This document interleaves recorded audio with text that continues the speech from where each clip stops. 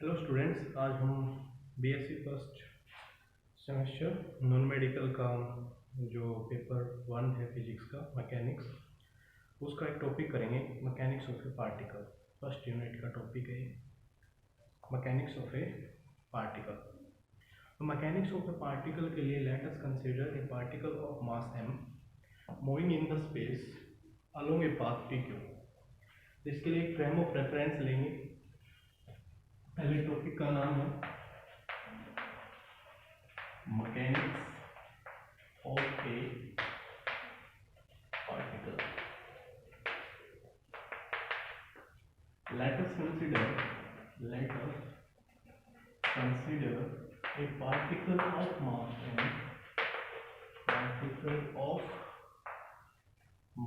m, moving in space along a path pq.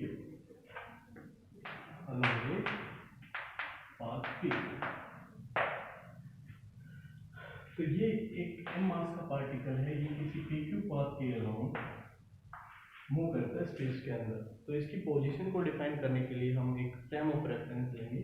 O be the origin, this is x axis, y axis and z axis, and p is the particle path of the part p to q which is moving. Let an instant of time t1, the particle is at point A. At time t1, position is A. The position vector of A with respect to origin is R1. Position of A with respect to origin is represented by position vector OA, that is R1. After delta t time, it reaches to point B, and the position of B with respect to origin is OB. Position vector is OB. Let's say it is R2. Let's say it is R2. Now the displacement in delta t time is the straight line joining A and B. Initial position A and final position B joined by the straight line, that is delta R, and along AB. Now using the triangle of vector addition, R1 plus delta R is equal to R2. So delta R is displacement vector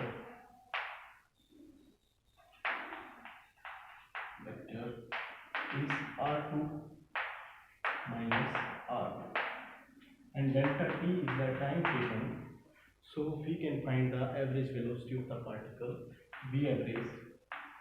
V average will be change in position with respect to change in time, that is R2 minus R1 by T2 minus T1. This is average velocity of the particle, that is given by the slope of the straight line.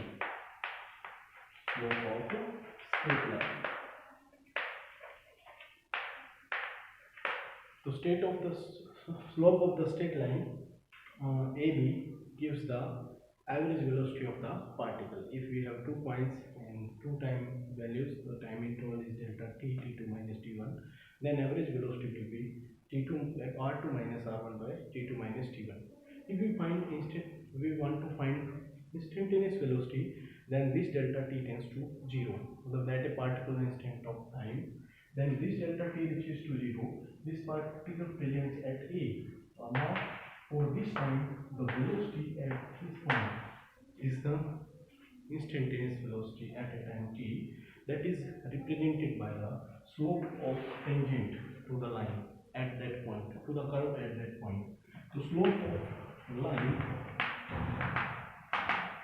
on the curve represents average velocity, and slope of tangent to the curve at that instant of time gives the instantaneous velocity of the particle. Now after finding the instantaneous velocity,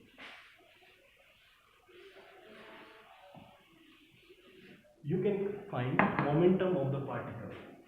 linear momentum of the particle, that is represented by the mass and instantaneous velocity value multiplied. And now using the second law of Newton, that is the rate of change of linear momentum is equal to applied force. Okay, by using Newton's second law.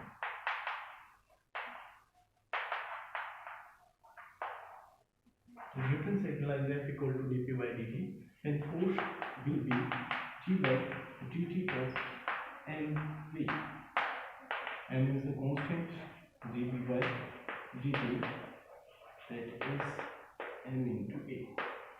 So F, force acting on the body, will be F equal to ma. तो ये था mechanics of A particle. After this, you can also gives the law of conservation of momentum. Law of conservation of linear momentum अगर आपका topic आता है तो आपको बस यहाँ तक प्रोसीड करके ये लिख देना, the external force acting on a body is zero if F is external is zero, then this will be zero. It means that momentum is zero, constant. dp by dt is zero means p is constant, और p constant find करिए कि momentum during the motion remains constant if external force acting on a body is zero. This is known as law of conservation of linear momentum. So according to law of conservation of linear momentum, if external force acting on a body is zero, then its linear momentum is constant of motion. Thanks for watching.